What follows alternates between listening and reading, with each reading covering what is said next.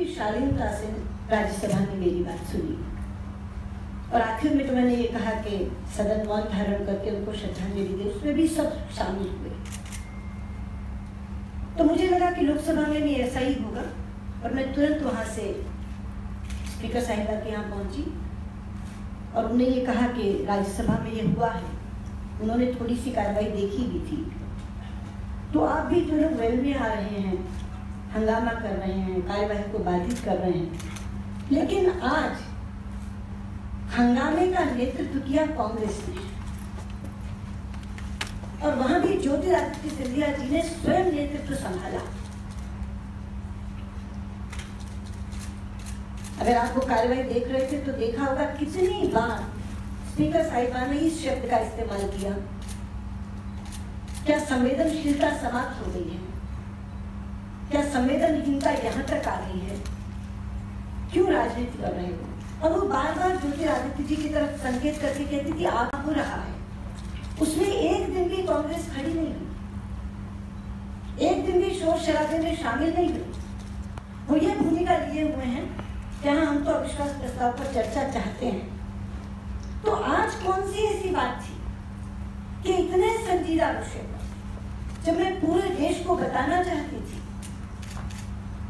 4 साल की प्रयासों का कटाक्षेप हो रहा था, बहुत भारी मन से बताना चाहती थी, उस दिन कांग्रेस ने ये बीड़ा उठाया। और मैं ये कहना चाहूंगी कि आज की कांग्रेस का व्यवहार ओछी राजनीति की सारी हदें पार कर गया। एक ही कारण मेरे समझ में आता है कि राज्यसभा की कार्रवाई देखने के बाद उनके पार्टी अध्यक्ष को ये लगा कि ये क्या हो गया। वो चुपचाप बोल के चली गई, आप लोगों ने शांति से सुन लिया, सरकार के सारे प्रयास रिकॉर्ड में आ गए, सरकार की पूरी बात रिकॉर्ड में आ गई। ये आपने होने कैसे दिया? इस बीच में उन लोगों को ढूंढने के लिए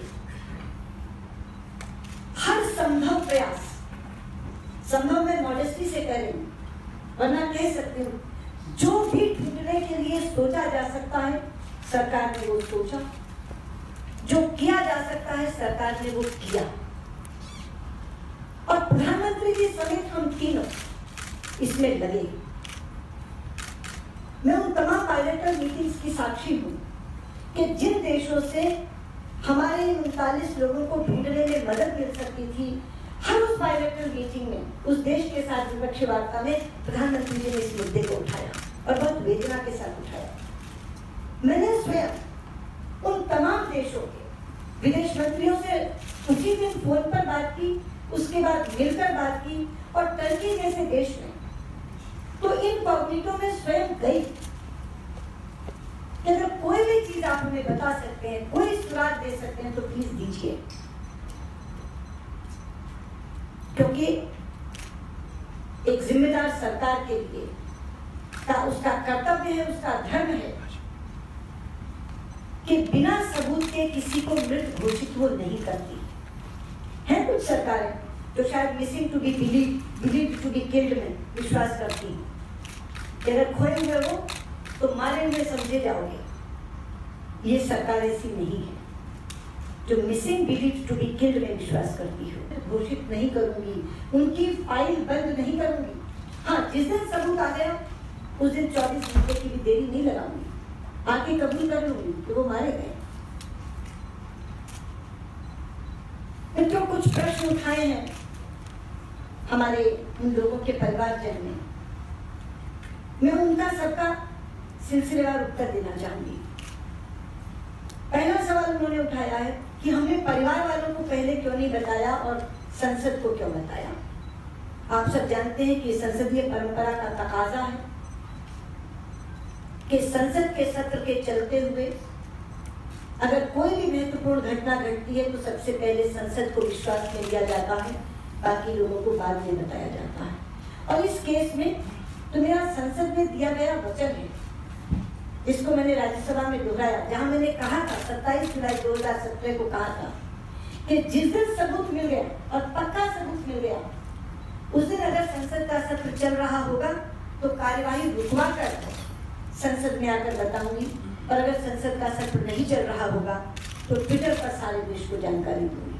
क्योंकि संसद का सत्र चल रहा था, इसलिए किसी भी अन्य को बताने से पहले मेरा कर्तव्य था, मेरी सांसदिक मर्यादा थी कि मैं पहले संसद को बताती और किसी को भी अन्य को मैं बाद में बताती। इसके पीछे का प्रयास मैं उन्हें बताना चाहती हूँ, ये लाखों लोगों में से नहीं है। और इसी के साथ उन्होंने ये भी प्रश्न किया कि जब वो हमारे डीएनए सैंपल्स इकट्ठे किए थे तो क्या ये पता था कि हम मर गए?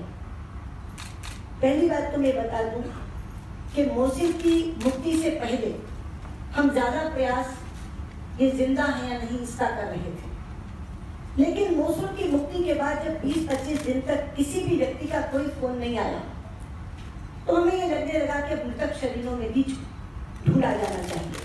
क्या डीप पेनिट्रेशन रडार से पहले नीचे देखिए, जांच करके बताइए कि क्या इसमें नीचे पार्थिव शरीर है, क्या नीचे मॉर्टर रिमेन्स है, क्या डेड बॉडीज हैं।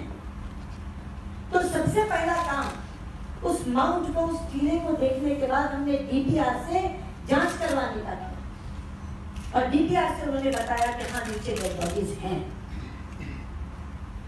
हम वहां नहीं रुके, उसके बाद हमने कहा कि इस टीले की खुदाई करवाओ। आसान नहीं थी खुदाई, लेकिन हमने कहा कि नीचे तक जाओ और केवल खुदाई नहीं करो, बॉडी एक्सह्यूम करो, सारे शव निकाल कर लाओ। जब वो शव निकल करके आए तो पहला प्रमाण मिला कि संख्या 39 थी। उस टीले में दफनाए गए लोगों की संख्या 39 थी, 39 शव निकले। ये पहला प्रमाण था। दूसरा प्रमाण था उसमें से कुछ लंबे बाल निकले, क्योंकि इसमें कुछ सिख बंधु थे, लंबे बाल निकले। एक कड़ा निकला जो सिख धर्म के लोग पहनते हैं। तो उम्मीद बंधी कि ये हमारे लोग हो सकते हैं। वहां से उन शवों को बगदाद ले जाया गया और बगदाद ले जाकर मार्टिस फाउंडेशन से ये कहा गया कि जो डीएनए सैंपल पहले से आपके पास हमने दिए हुए हैं मास ग्रेव्स के लिए, उनको आप कृपया इससे पहले करके देखिए। हमें ऐसा लगता है जो प्रमाण मिले हैं कि ये जो टीले में से हमारे लोगों के हो सकते हैं। उन्होंने हमारे अनुरोध को स्वीकार किया और हमारे जो डीएनए सैंपल दिए गए थे उन डीएनए सैंपल से उन्होंने उनका मैचिंग शुरू की। सबसे पहला मैच एक लड़का है इसमें, संदीप कुमार, उसका हुआ। उसके बाद बाकी मैचिंग होने लगी। हमारे एम्बेसडर वहां से बताते थे आज 5 मैच हो गए, आज 6 मैच हो गए, आज 8 मैच हो गए। कल रात को उन्होंने कहा कि मैडम 38 मैच हो गए और जो 39वां है वो अंडर प्रोसेस इसलिए है कि उसका सैंपल माता पिता का नहीं है, क्योंकि उसके माता पिता दोनों नहीं है, तो क्लोज रिलेटिव का है, पर वो भी 70% तक है। पर मार्टिस फाउंडेशन का प्रोटोकॉल इतना ज्यादा सख्त है मित्रों कि 70% पे वो डिक्लेयर करने को तैयार नहीं। 98% से कम मैचिंग पर वो घोषणा नहीं करते कि डीएनए मिल जाए। 98%। तो उन्होंने कहा कि इसको भी अंडर प्रोसेस रखा हुआ, क्योंकि इसमें वो बोन से डीएनए निकाल रहे हैं कि वो दोबारा इसको करेंगे और भी कोई और डीएनए सैंपल आप दे सके तो दे। हमने एक और भी डीएनए सैंपल वहां भेजा हुआ है उनके पास, वो उसके साथ कर रहे हैं। लेकिन हमारे राजदूत ने कहा कि 38 जो कि 38 आइडेंटिफाइड, इसलिए जो उनकी फाउंडेशन की प्रेसिडेंट हैं नजीहा अल शमीर, वो कल प्रेस कॉन्फ्रेंस करना चाहती हैं इराक के 11 बजे और इंडिया टाइम 1:30 बजे। तो आज उन्होंने प्रेस कॉन्फ्रेंस की। उनको मृत घोषित नहीं करूंगी बिना सबूत के। किसी के लिए कह देना कि वो मर गया ये व्यक्तिगत तौर पर पाप है और सरकार के लिए गैर जिम्मेदाराना। इसलिए ना तो मैं गैर जिम्मेदाराना काम करूंगी और ना ही पाप करूंगी। जिस दिन एक भी सबूत मिल गया और पक्का सबूत मिल गया तो बिना देरी किए, अगर संसद का सत्र चल रहा होगा तो चेयर से अनुमति मांगकर कार्यवाही रुकवाकर यहाँ जानकारी दे दूंगी। अगर सत्र नहीं चल रहा होगा तो 10 मिनट के अंदर अंदर ट्विटर पर देश को जानकारी। ये है 27 जुलाई 2017, पहला है 24 नवंबर 2014। 3 वर्षों तक मेरा स्टैंड यही रहा। फिर भी हमने वो प्रयास नहीं छोड़ा कि कहीं तलाश से जीवित या मृत किसी भी तरह से ये मिल जाए। आज हमारे पास ये सूचना जब आ गई कि 38 लोगों की पुष्टि हो गई है डीएनए से, केवल एक की बकाया है, तब हमें लगा कि अब समय है इस समय पर हमें जरूर देश को बता देना चाहिए। और कल जब मार्टिस फाउंडेशन ने कहा कि हम प्रेस कॉन्फ्रेंस कर रहे हैं, तो हमें लगा कि उससे पहले हमें बता देना चाहिए। आप लोग ये चाह रहे थे कि लिस्ट क्या है, वो लोग कौन है।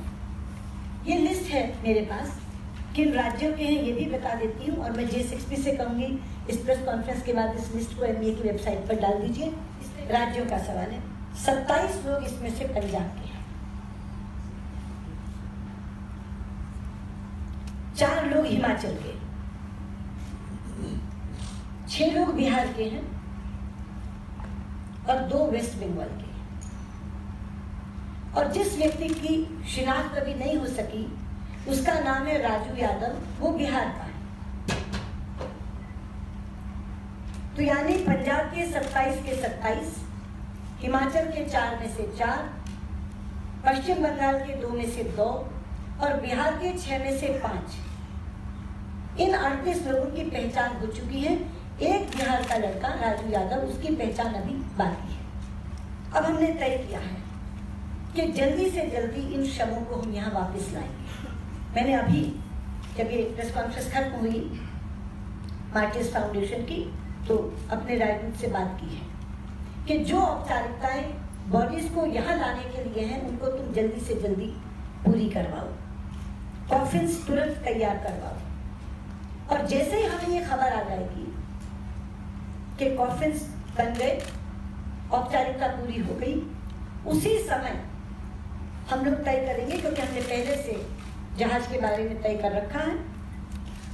जनरल साहब विमान लेकर जाएंगे, सारी बॉडीज को लेकर आएंगे और दिल्ली नहीं लाएंगे, क्योंकि कोई दिल्ली का नहीं, ये पंजाब में अमृतसर उतरेंगे। तो फाइलिंग जब हम देखेंगे हो सकता है आपके इस प्रश्न का उत्तर उसमें हमें मिल जाए, लेकिन कब मारा गया ये अप्रासंगिक हो गया है आज, क्योंकि शव उसके बाद ही ढूंढे जा सकते थे, उससे पहले ढूंढे नहीं जा सकते। तो आप ये जानते हैं कि वह भारतीय नागरिक थोड़ी मारे गए, वहां तो हर राष्ट्र का व्यक्ति था, चीन, जापान, रूस, अमेरिका, किसके नहीं थे, सबके थे। वो जो इतनी मास ग्रेव्स मिली है वो केवल वहां के स्थानीय नागरिकों की थोड़ी मिली। लेकिन मुझे लगता है, मुझे पता करना पड़ेगा कि शायद हमारी जानकारी के अनुसार पहला देश भारत होगा जो जितने लोग मारे गए उनके नागरिकों की, एक को छोड़कर जिसका प्रोसेस में सबके शव लेकर आ गया, ये पहला देश भारत होगा, ऐसा मेरा अनुमान है। बाकी बातें जानकारी के आधार पर कह सकते हैं, लेकिन मेरा ऐसा अनुमान है कि भारत पहला देश होगा जो अपने सभी लोगों को -1 जिसका अभी प्रोसेस चल रहा है यहाँ लेकर आ रहा है।